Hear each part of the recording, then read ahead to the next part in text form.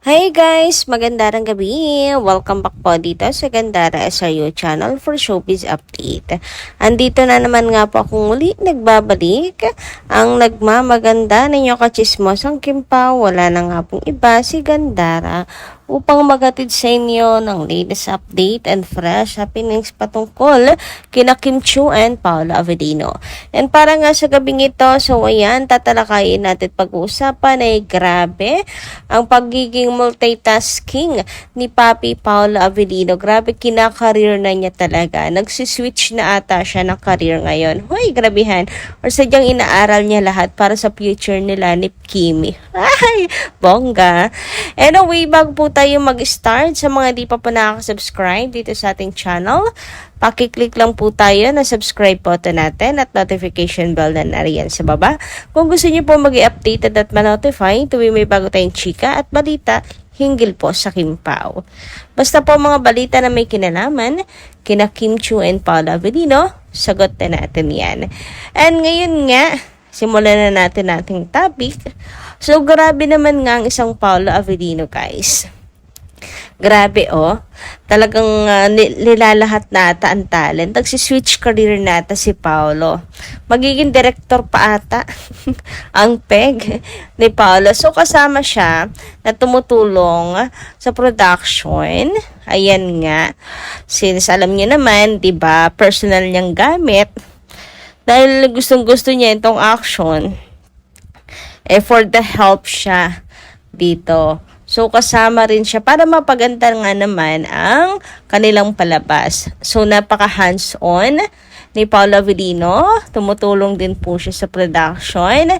And kita niyo naman, hindi naman nga magdadala si Paula Avellino ng sarili niyang kagamitan. Nang wala lang.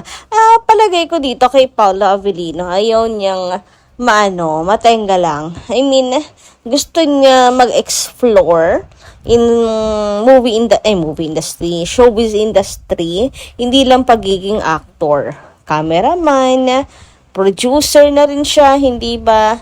Baka pangarap niya rin maging director, etc. Pwede naman, 'di ba? Coco Martin nga 'di ba? Sarili na niyang production, siya na ang director, siya pa ang actor and all in one. Baka ganyan din maging pangarap ni Paula Avellino. Hindi lang maging isang aktor. Talagang malibot ang show business para sa future nila ni Kimi. Hoy, eme lang. Grabe pagkadilulo na this. Ayan. Dahil nga si Paula Avellino lang ang ating update. Mukhang dahil siya'y busy-busyhan, pinagpahinga muna niya si Kim Chiu. Siya muna. Production ng bubusisi at ano kaya to? Tatagal kaya sila? Parang napakaselan ni Paula Avellino. Parang napakaselan nitong The Alibay na kailangan talagang busisiin. So, yung production team, alam natin yung mga staff na doon. Medyo magtatagal. Ang Kim Pao, kaya ba natin? Yun ang katanungan kaya ba natin? Kasi ang tahimik talaga kapag may taping. Unlike before na marami tayong mga ayudas. Ngayon pinagbabawal kasi para ang napakalaking project nitong The Alibay. But anyway, thank you so much at nasilayan naman namin ang kapugian ni Paula Avellino.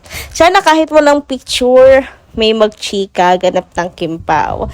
Ngayon mga subuan. Ay, subuan talaga. Nakakaloka.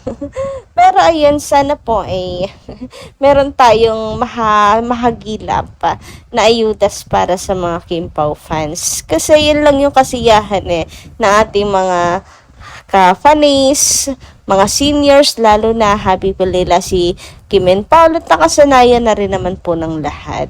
Okay, for the Soko na lang po tayo sa ngayon.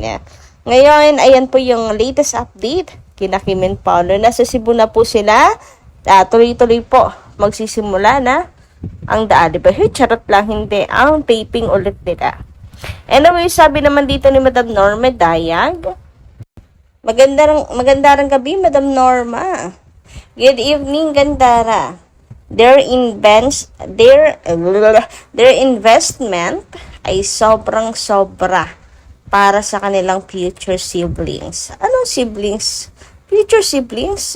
Baka future children's, future, ano bang karime ng siblings? Future chikiting siguro.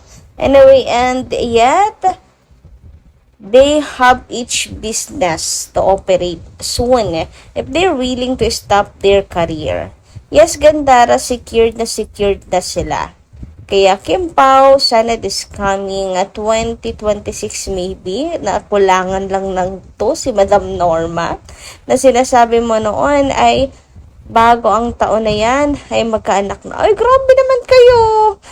Bago mag 2026, magkaanak na agad-agad, madam. Nasa daalibay pa lang tayo. Nabonggahan naman masyado yung ating pagkadilulo niyan, Madam Norma, ha?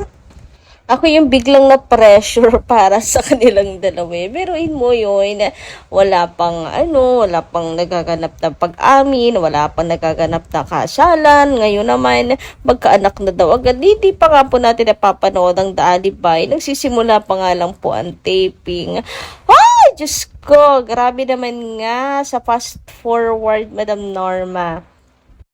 Grabing delulu to the highest level na to. Huwag kayong mag-alala, sasabahan ko naman kayo sa delulu era. Pero grabe naman yung pamemorasyon. Parang OA. OA na tayo sa bandang yun. Pero pagiging delulu, sa bagay, magdidelulu na lamang din nga tayo. Why not dalhin na agad natin sila sa kanilang sa kanilang happy ending.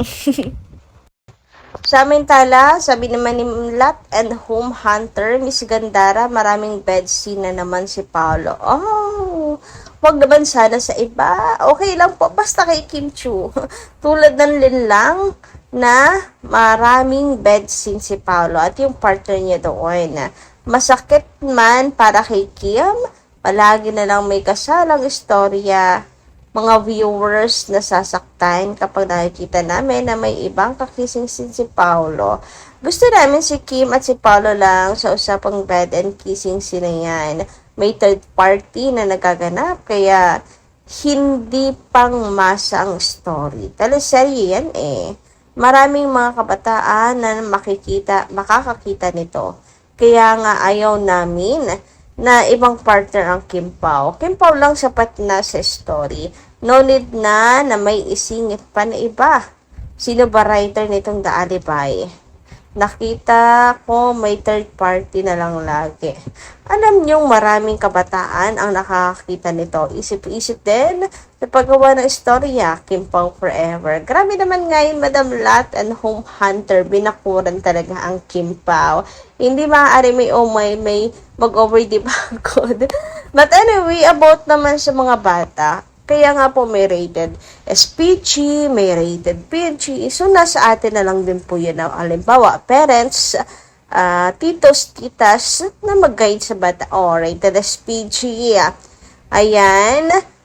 Papasukin muna sa kwarto mga bata. Pakainin pala muna sa kusina. Maraming bagay. Patulugin na may pasok bukas. Yung mga ganyan. Pwede namang gawin siya ng paraan. Kaya nga, may paalala na po na rated SPG. About naman sa kissing scene, alam nyo, nagigets ko naman yung pagiging selfish natin as a fan. Pero wala eh. Talagang kung fan lang po, fan service lang yung pag-uusapan. Magandang idea yun. Si Kim and Paolo lang sa ganito, ganyan. Pero if gusto nyong kunin kasi talaga, even the casual viewers, merong plot twist sa istorya. Meron at merong yung sisingit sa love team nilang dalawa, etc. So, ayun, ay, ano na lang natin, siguro ipag-pray na lang natin, si suspense, romance naman to, mas marami yung action, mga problema, para hindi kayo naman ang problema sa kissing scene at bed scene.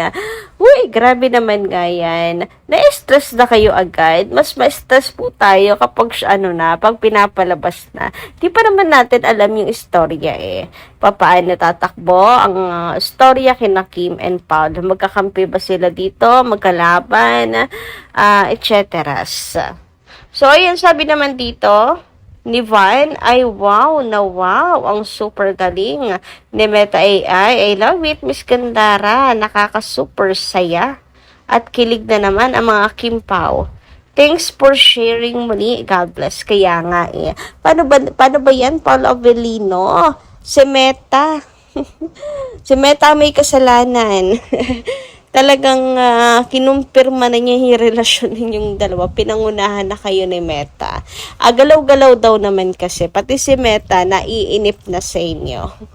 So, ayun, nakakatuwa lang din makipag-chat kay Meta. Guys, kapag naboboard kayo, kasi malamang yan, medyo tenga nga tayo or tagtuyot po sa ayudas habang sila'y nagtitaping. Pwera na lang po kung may magpasaway at magbigay ng update, hindi ba? Kausapin din po ninyo si Meta. Mag-e-enjoy po kayo sa mga sagot niya tungkol kay Kim and Paolo. Anyway, hanggang dito lang muna ang aking update. Maraming salamat sa inyong pakikinig. Kita-kits po tayo sa susunod kong chika. Maraming pong salamat.